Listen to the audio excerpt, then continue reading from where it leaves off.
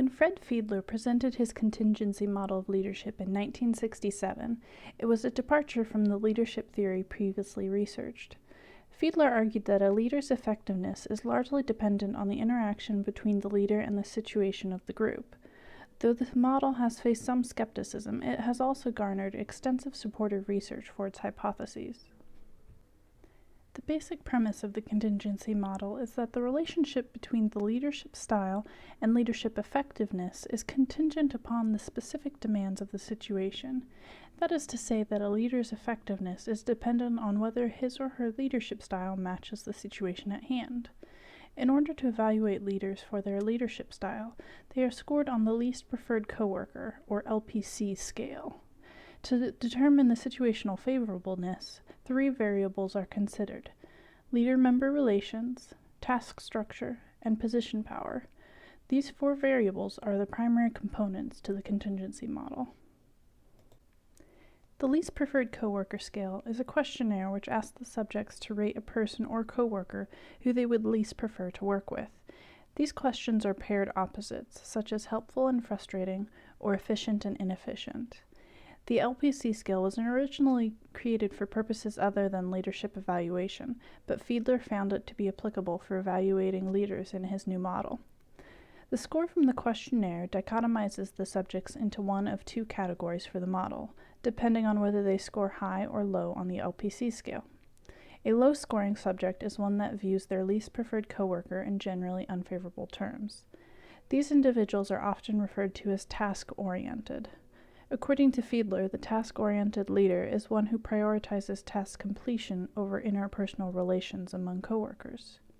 A high LPC score individual, one who describes the least preferred coworker in generally favorable terms, by contrast prioritizes the relationships with other individuals over the task completion and is generally referred to as relationship-oriented.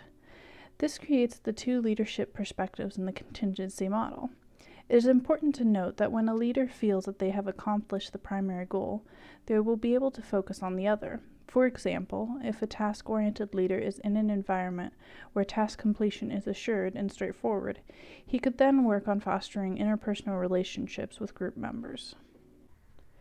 This situation was demonstrated in a study by Sample and Wilson, who found that high LPC leaders were initially relationship-oriented during the planning stages of the experiment, then progressed to task-oriented, before returning to being relationship-oriented.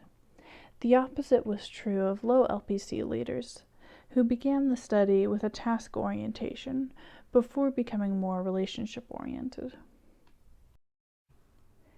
Another central component of the model is the situational favorableness.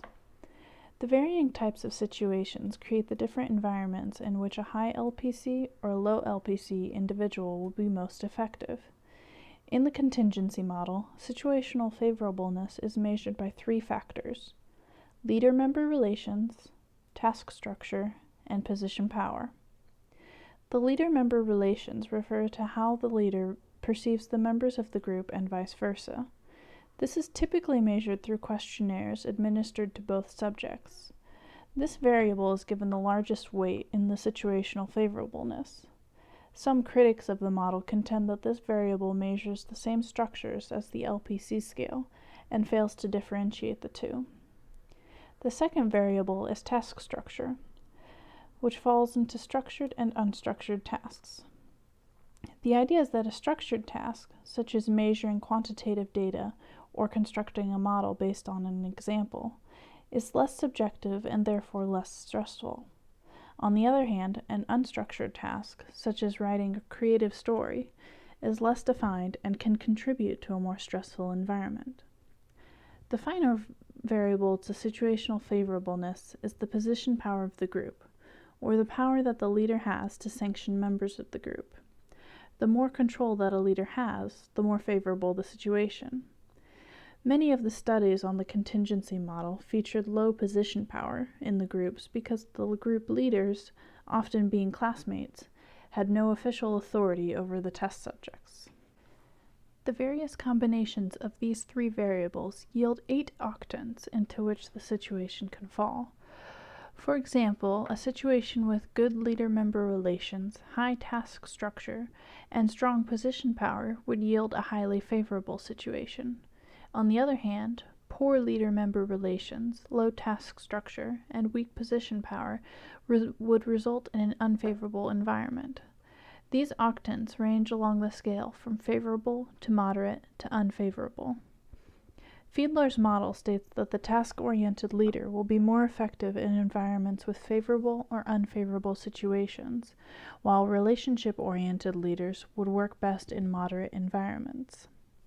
One source of criticism for the contingency model is the failure to explain why task-oriented leaders are more successful in extreme situations and why relationship-oriented leaders excel in moderate situations. A paper by Pires de Cruz, Núñez, and Pinheiro provides a possible explanation for this. They hypothesize that task-oriented leaders are more comfortable in exerting control in situations where greater control is necessary, whereas relationship-oriented leaders would find it difficult to moderate their control in a similar situation. This theory is supported by the findings of Rice and Chemers, who examined whether or not the leadership behavior of high and low LPC leaders changed between situations that did not match the ideal situation for the corresponding leadership style. They found that while the high LPC or relationship-oriented leaders changed their leadership behavior between the various experimental situations, the low LPC or task-oriented leaders did not. The relationship-oriented leaders, when placed in situations that were not ideal for their leadership style, tended to fluctuate in their behavior, whereas the task-oriented remained consistent. This leads to the greatest reason for the difference in effectiveness between the two styles. When viewing the contingency model through one of the frames of leadership presented by Bullman and Deal, it is important to again remember the two styles of leadership presented by the model. The task-oriented and the relationship-oriented leaders would each operate within a different view of their organization. The relationship-oriented individual would be more comfortable using the human resource frame. In the same way that this frame views individuals within the organization as people with needs and values, so does the relationship-oriented leader seek to focus on interpersonal relationships between himself and the members of the organization. The task-oriented leader, on the other hand, would be more comfortable within a structural frame of an organization. This frame puts an emphasis on the achievement of organizational goals and objectives, and how the structure of the organization relates to this goal completion. This correlates with the priorities of the task-oriented leader, which sees task completion as the primary objective. The structural view of an organization from this frame would provide a stable frame of reference for the task-oriented leader, allowing him or her to operate within the organization while focusing on achieving the mission of the organization. Working through organizational change with the contingency model depends largely upon the setting in which the change is occurring. Some of the main considerations are whether or not the leader is in an environment that matches his or her leadership style, the type of change process, and how that process might relate to the leader's style. Several researchers who have studied the contingency model have stated that it is much more difficult to change the leadership style than the situational favorableness, primarily because the style is an extension of the leader's personality. If a leader is trying to effect change in an organization where his or her leadership style does not match the situational favorableness of the environment, it will be much more difficult to be successful in that change. Under the circumstances where the situational favorableness matches the leadership style, the leader would be able to use their natural leadership style in order to promote the change. For task-oriented leaders, this would mean focusing on what the change would mean for the organization and how it would improve the completion of tasks or projects.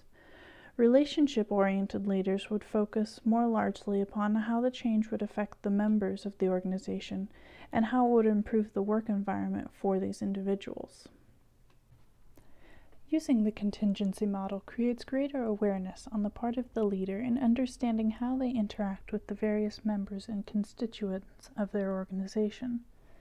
This awareness can be useful within the context of higher education by allowing administrative leaders to evaluate the type of situation that is present between the faculty, staff, or administration and the students, and then subsequently putting the appropriate leaders into positions that match that style. This analysis and installment of effective leaders will allow for a more tailored approach to each section of the campus, which in turn would promote a more effective leadership.